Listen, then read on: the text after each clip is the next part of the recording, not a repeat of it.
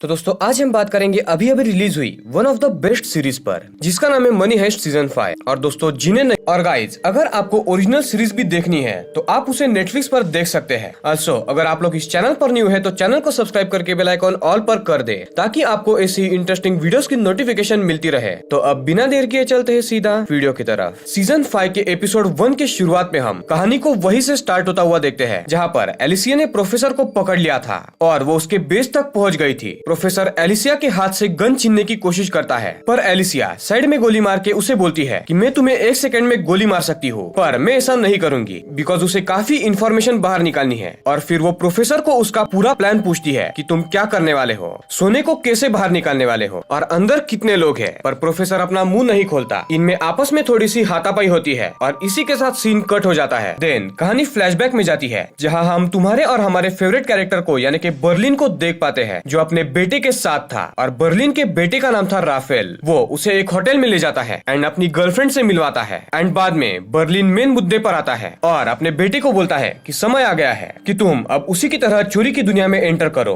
तो उसका बेटा साफ साफ मना करके ये बोलता है कि वो एक सॉफ्टवेयर इंजीनियर है और वो हैकिंग भी जानता है और उसके पास खुद का एक जॉब भी है और वो ये सब कुछ बिल्कुल भी नहीं करेगा। तो बर्लिन पलट के जवाब देता है कि मैंने तुम्हें सॉफ्टवेयर इंजीनियर इसीलिए बनाया ताकि तुम उसके काम आ सको। ये सुन के इनमें आपस में थोड़ी सी बहस होती है और राफेल वहाँ से चला जाता है। दूसरी तरफ फ्लैशबैक में हम प्रोफेसर एंड रकेल को देखते हैं और प्रोफेसर रकेल को प्लान समझा रहा था कि वो लोग चोरी के टाइम क्या करेंगे। और वो रकेल को बोलता है कि अगर हमारा कोई साथी पकड़ा जाता है तो वो लोग कैसे उस साथी को बैंक ऑफ स्पेन में पहुंचाएंगे 3000 से भी ज्यादा पुलिस वालों के नाक के नीचे से। और एग्जैक्टली प्रोफेसर ने ये करके भी दिखाया था। उसने सबके नाक के नीचे से रकेल को बैंक ऑफ स्पेन में पहुंचा दिया था। प्रेजेंट में कहानी बैंक ऑफ स्पेन के सामने वाले पुलिस स्टैंड पर फोकस होती है, जहाँ कर्नल काफी गुस्से में था और वो आर्मी को बुलाने का डिसाइड करता है, जो सीधा बैंक में घुसने वाली थी। एंजल एंड बाकी लोग कर्नल को रोकने की कोशिश करते हैं कि ये कंट्री का इंटरनल मैटर है, तो इसमें आर्मी को मत घुसेड़ो। पर कर्नल बात नहीं सुनता और वो आर्मी में मेजर सगस्टा को कॉल करके बुला लेता है, जो अपने घर पर था। मेजर सगस्टा एग्री करता है और बोलता है कि वो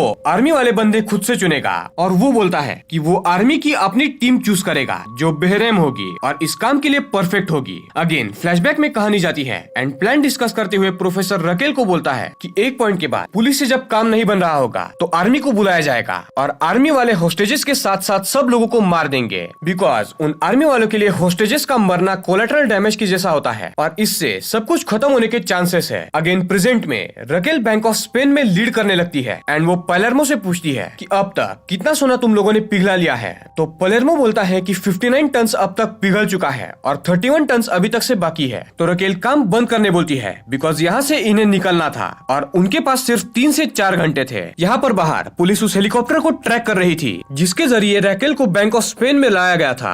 हेलीकॉप्टर को प्रोफेसर का आदमी मार्सेला चला रहा था और पुलिस लगातार उसके पीछे थी कि जैसे ही वो लैंड करता है उसे वो पकड़ लेंगे सिर्फ 11 मिनट में। पर ये 11 मिनट बहुत थे और इसमें तो मार्सेला बहुत कुछ कर सकता था बचने के लिए। यहाँ बैंक ऑफ स्पेन में हम आर्टोरिटो को देख पाते हैं, जिसे मनीला ने गोली मारी थी, बिकॉज वो मोनिका को मारने वाला था। हेलसिंकी उसे ले जाता है और आर्टोरिटो के घाव इतने भी गहरे नहीं लग रहे थे। पालेर्मो सोना पिघलाने वाली जगह पर जाके बोगोटा को काम बंद करने बोलता है, पर बोगोटा गुस्सा था और उसे ऐसा लग रहा था कि रकेल बैंक में आने के चलते इन सब का पूरा प्लान फ्लॉप हो जाएगा और इनमें आपस में ही बहस होने लगती है। यहाँ पर हम प्रोफेसर को देखते हैं, जिसे एलिसिया ने बांध कर रखा था और वो भी एक बड़े से चेन से। वो प्रोफेसर को काफी सवाल कर रही थी कि रकेल बैंक में कैसे घुसी, तुम लोग सोना बाहर कैसे निकालोगे, अंदर एग्जैक्टली कितने लोग हैं। वैसे ही सेम सवाल हर बार वो पूछ रही थी, पर प्रोफेसर मुंह नहीं खोलता है। तो एलिसिया उसके पैर में एक गोली मारती है ताकि प्रोफेसर डर के मारे मुंह खोले। पर था तो प्रोफेसर सबका लीडर ना, वो कैसे मुंह खोल सकता था। और जब वो मुंह खोलता है वो एलिसिया को मैनिपुलेट करने की कोशिश करता है और उसे वो बोलता है कि वो लोग सोने को डायरेक्टली गटर में फेंकने वाले थे, जो सीधा बह के शहर के बाहर आएंगे और उसे ये लोग वहाँ से कलेक्ट करने वाले थे। पर ऑब्वियसली एलिसा यकीन नहीं करती। देन वो उसे गुस्से में प्रोफेसर के बेस के उस हिस्से में ले जाती है जहाँ पर नीचे दूसरी तरफ एक गहरा नाला था और वो उसे डायरेक्ट धक्का दे देती है और एक चेन से बांध के उसे अगेन सेम सवाल करती है और इस बार वो उसके सर पर गन पॉइंट करती है। पर फिर भी प्रोफेसर मुंह नहीं खोलता और कहता है कि वो अगर मर भी गया फिर भी सभी लोग आराम से बैंक से निकल जाएंगे, तो तुम मुझे मार दो, वैसे भी उसका कोई काम नहीं। एलिसिया फ्रस्ट्रेट होकर प्रोफेसर को वहीं पर लटका के वहाँ से चली जाती है। यहाँ पर पुलिस टेंट में कर्नल को ये लगने लगता है कि शायद एलिसिया भी प्रोफेसर से मिली होगी और इसलिए वो शुरुआत से उसके प्रति सॉफ्ट थी। पर एंजल उसे उसे अगेन क्रॉस करता है और बोलता है कि हम ऐसा नहीं कह सकते जब तक हमारे पास कोई भी सबूत ना हो। तो कर्नल एलिसिया जो प्रोफेसर को पकड़ने आई थी वो उसी को गद्दार घोषित करने पे तुला हुआ था और वो उसके खिलाफ सबूत बनाने लगता है,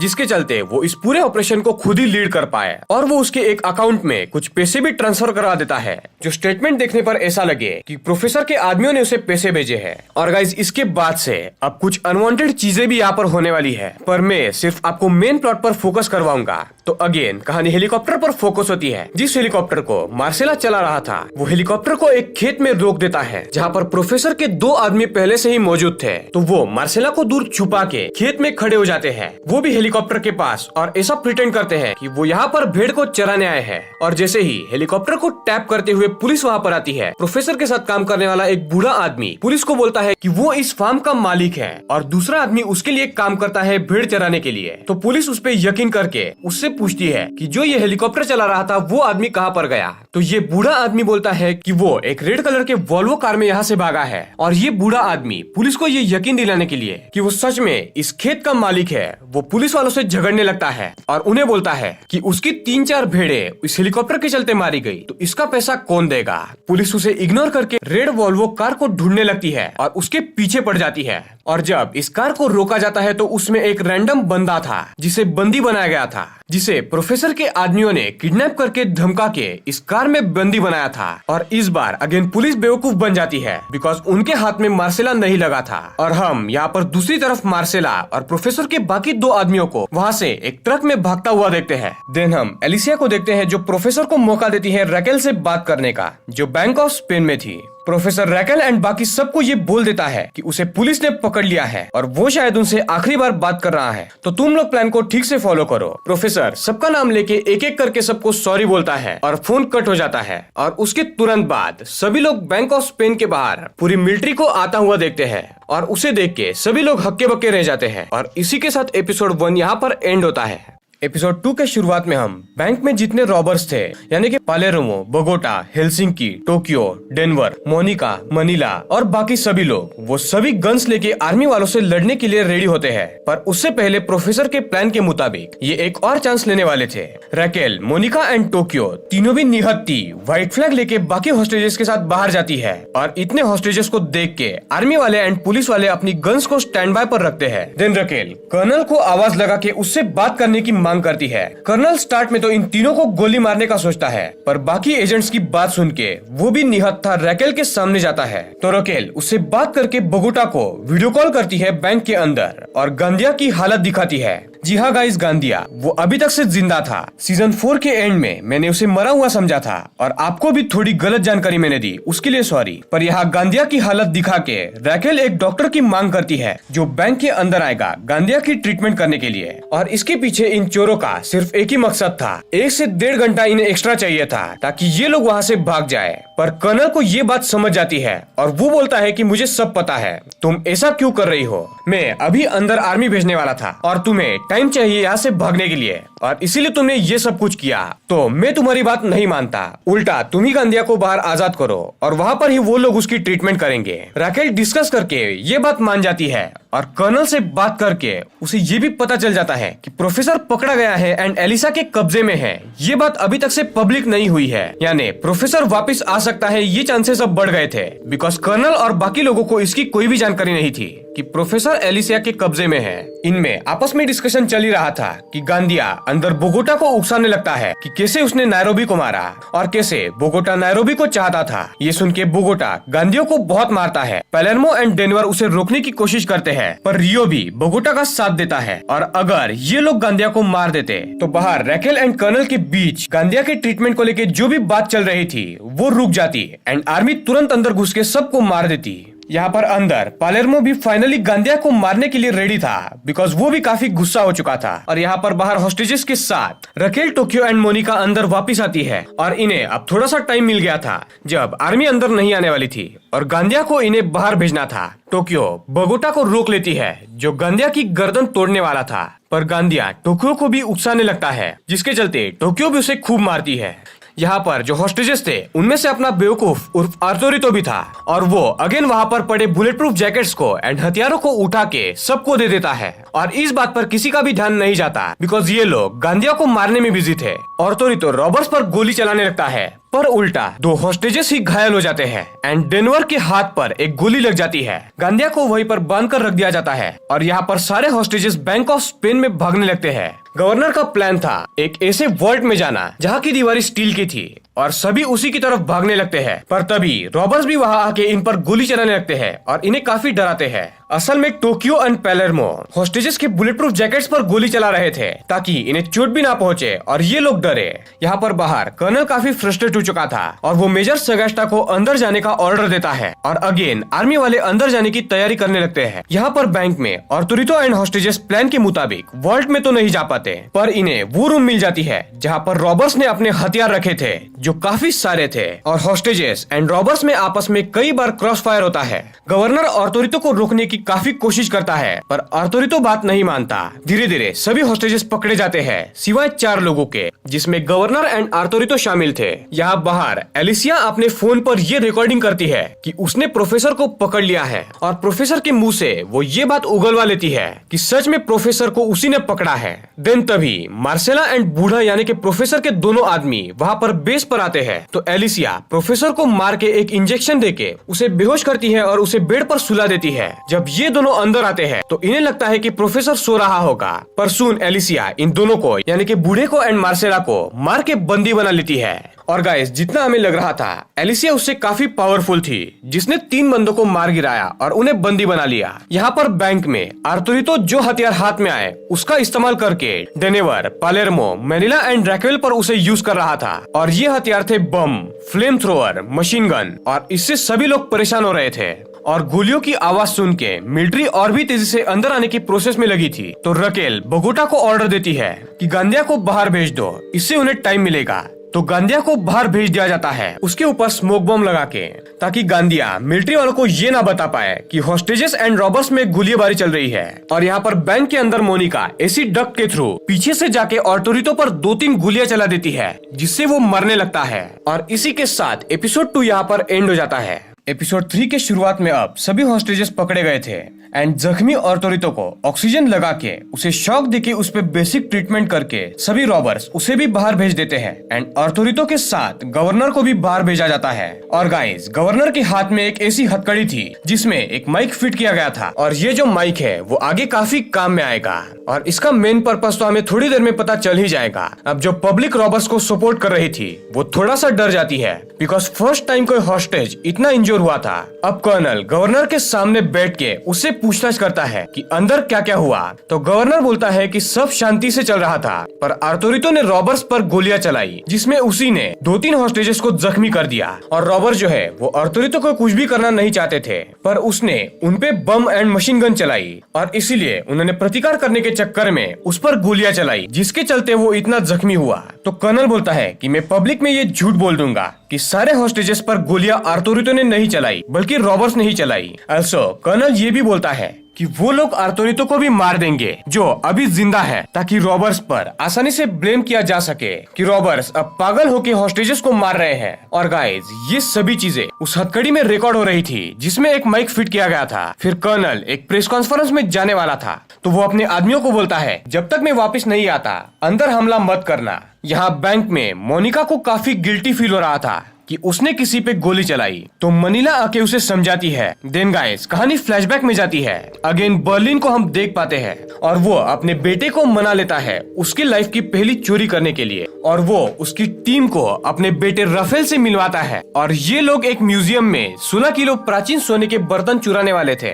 इनके पास उन प्राचीन बर्तनों की कॉपी ऑलरेडी रेडी थी तो इनका एग्जैक्ट प्लान कैसे एग्जीक्यूट होता है ये तो हमें अगले एपिसोड में डिटेल में पता चल ही जाएगा। अब अगेन प्रेजेंट में कर्नल प्रेस कॉन्फ्रेंस में आता है और यहाँ पर वो प्रेस के सामने एलिसिया के खिलाफ झूठे आरोप लगाता है कि वो प्रोफेसर से मिली हुई है और वो प्रेस को आगे ये भी बोलता है कि इसीलिए एलिसिया ने स्टार्ट से रॉबर्ट्स के ऊपर सख्त कार्रवाई नहीं की।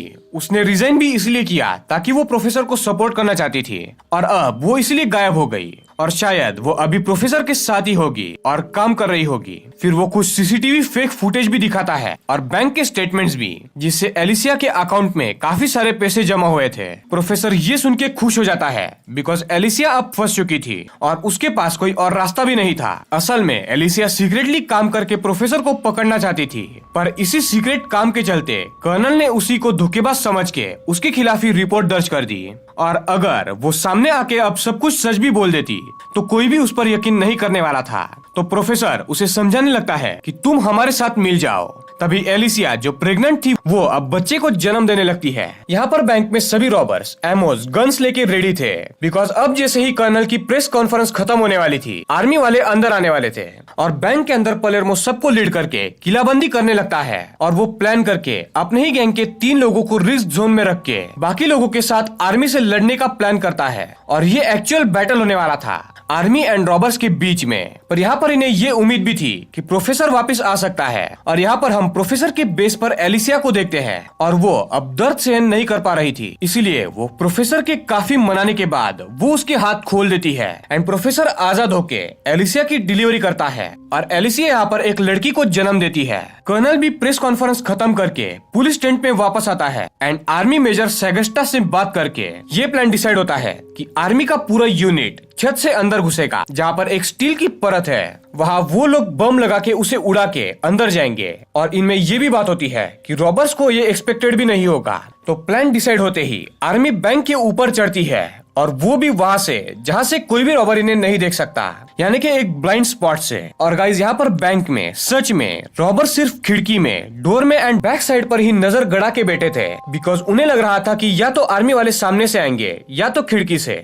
और उन्हें ये भनक तक नहीं थी कि आर्मी वाले छत से भी आ सकते हैं। और हेलसिंकी ऊपर के फ्लोर पर बस सेफ्टी के लिए कुछ बोरिया लगा रहा था ताकि उसके पीछे बैठ के आर्मी वालों से लड़ा जा सके। और बाकी सभी रॉबर्स नीचे के फ्लोर्स पर थे और इनमें से एक रॉबर ही सभी हॉस्टेजेस को संभाल रहा था और बाकी हथियार लेके रेडी थे। आर्मी वाले छत पर आके 4 से 5 बम लगा के एक छत को उड़ा देते हैं और एक काफी बड़ा धमाका होता है जिससे पलेर्मो समझ जाता है कि आर्मी वाले ऊपर से आ रहे हैं और वो अपने सभी साथियों को ऊपर के फ्लोर पर ले जाने लगता है। यहाँ पर प्रोफेसर भी न्यूज में देख लेता है कि बैंक ऑफ स्पेन में आर्मी वाले घुस चुके हैं। अब प्रोफेसर यहाँ से कमान संभाल सकता था बिकॉज एलिसिया अब शांत थी और उसके बच्चे को संभाल रही थी। और अब ऐसा नहीं लग रहा था कि एटलीस्ट कुछ टाइम के लिए वो प्रोफेसर को क्रॉस करेगी।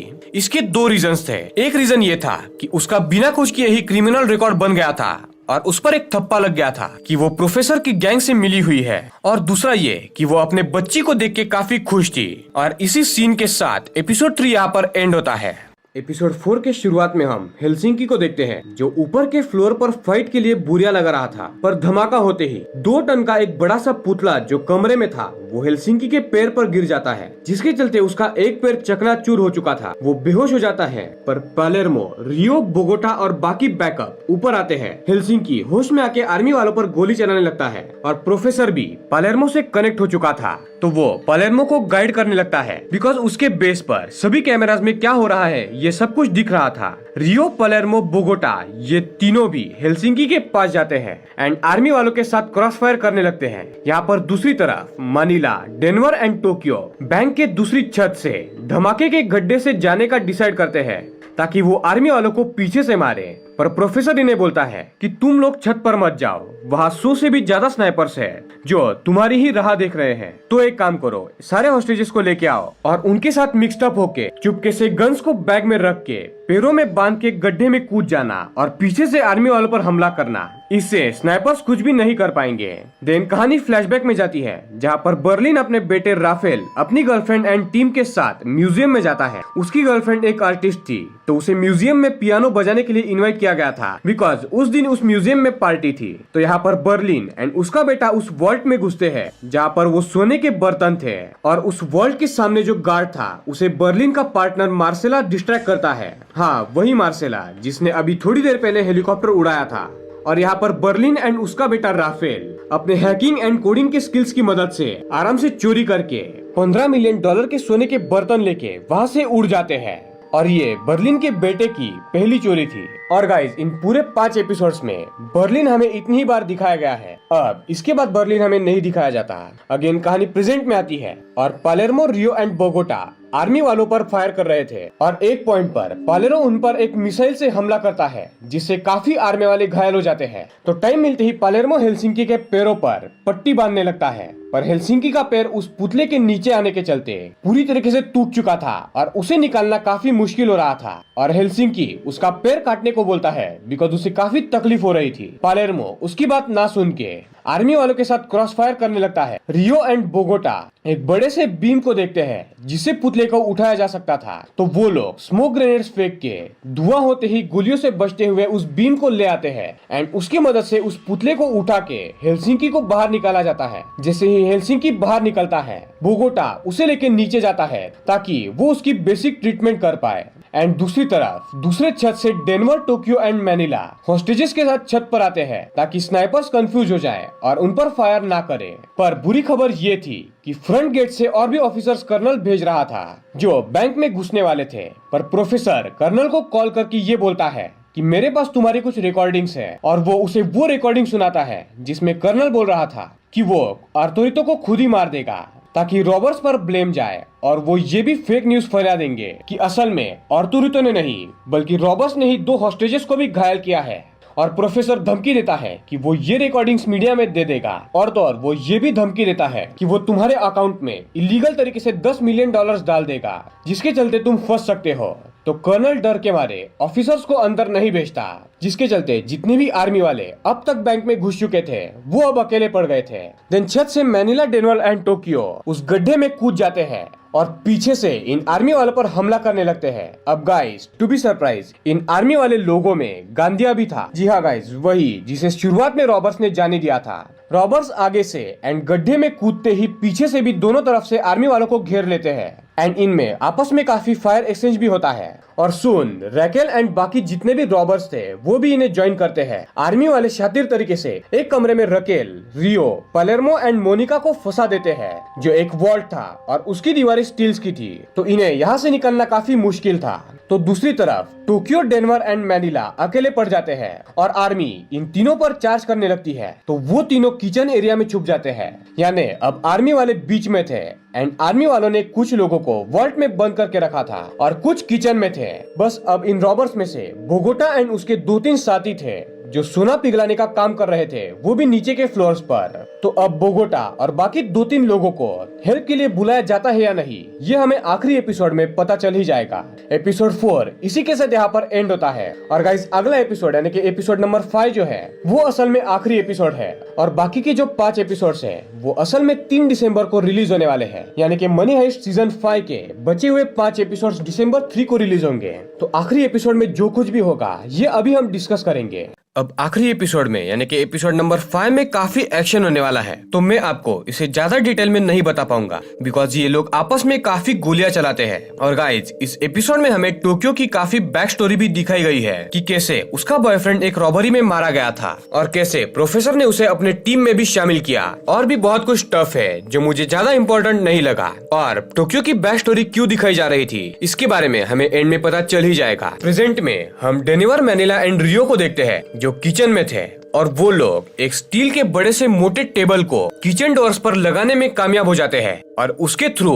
आर्मी वालों पर वो लोग अटैक कर रहे थे और उन पर गोलियां चला रहे थे। आर्मी वाले कुछ समय के लिए चुप कर रहते हैं और डिसाइड करते हैं कि वो साइड के दीवार को तोड़ के जाएंगे। तो इन्हें ये करने से रोकने के लिए प्रोफेसर टोक्यो को बोलता है कि गांधिया को उकसाओ ताकि वो मेजर सगास्ता की ऑर्डर ना माने और गलती करे तो टोक्यो उसे चिढ़ाने लगती है और उसके फैमिली पर बात करके उसे छेड़ती है, जिससे गुस्सा होके गांधिया एक नेट किचन में फेंक देता है जो मेजर सगास्ता का प्लान नहीं था और टोक्यो को यही चाहिए था। वो उस फेंके बम को कैच करके अगेन बाहर फेंक देती है जिससे एक आर्मी वाला मारा जाता है और 2-3 आर्मी वाले बुरी तरीके से जख्मी हो जाते हैं। अब ऑर्डर फॉलो नहीं किए इसलिए मेजर सगास्ता एंड उसकी एक ऑफिसर गांधिया को काफी मारते हैं। यहाँ दूसरी तरफ बोगोटा एंड उसके 2-3 आदमी गैस कटर से उस स्टील की दीवार को काट रहे थे जिसमें Palermo, Raquel, Rio and Monica अटके थे और किचन की तरफ तरफ आर्मी वाले दूसरी साइड की दीवार तोड़ रहे थे।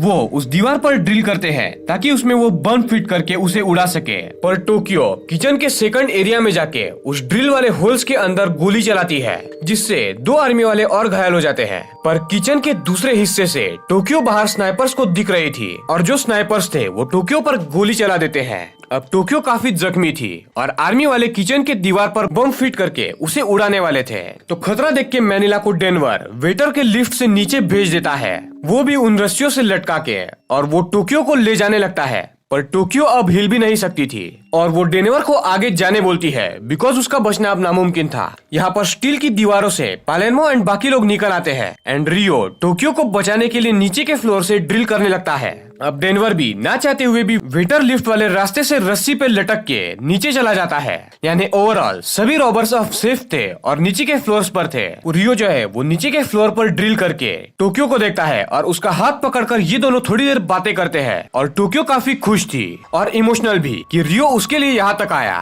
जल्द ही किचन की दीवार को उड़ा दिया जाता है और आर्मी वाले अंदर आते हैं, तो टोक्यो रियो को वहाँ से जाने बोल के आर्मी वालों पर गोलियां चलाने लगती है, पर कोई भी फायदा नहीं था। आर्मी वाले टोक्यो को गोलियों से मार देते हैं। टोक्यो अब बेहोश पड़ी हुई थी, तो गांधिया वहाँ पर आता है और उसे देखकर हंसने लगता है और वो काफी खुश लग रहा था। पर यहाँ पर एक भयानक सीन आता है। असल में टोक्यो ने ग्रेनेड्स की माला पहनी हुई थी जिसकी सुइया उसने अपने हाथ में निकाल ली थी और सारे के सारे ग्रेनेड्स आखिर में फट जाते हैं और टोक्यो के चीथड़े उड़ जाते हैं और शायद गांधिया और बाकी आर्मी वाले भी इस धमाके में मारे जाते हैं। और ये सबसे खतरनाक सीन था और इसी के साथ ये एपिसोड 5 यहाँ पर एंड होता है। अब गाइज आगे भी बैंक ऑफ स्पेन में काफी रॉबर्स जिंदा बचे हुए हैं और टोक्यो तो मर चुकी है। हेलसिंकी काफी जख्मी है। प्रोफेसर बाहर शॉक में है कि उसने टोक्यो को खोया और पुलिस वाले तो अब काफी ज्यादा गुस्सा हो चुके हैं। तो क्या रॉबर्स इस सिचुएशन से निकल पाते हैं या नहीं, ये हमें मनी हाइस्ट के सीजन 5 के वॉल्यूम 2 में पता चल ही जाएगा, जो अभी तक से रिलीज ही नहीं हुई है।